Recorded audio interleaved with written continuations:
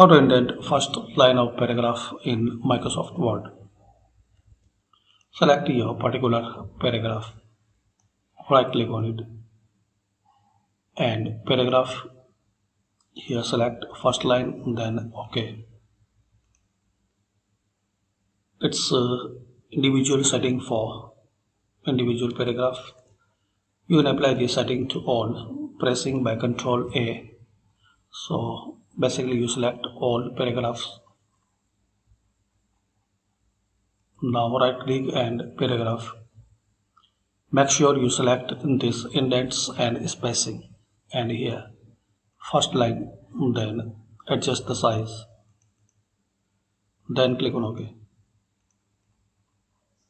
And that's it. So this is the setting to set indents in Microsoft Word document.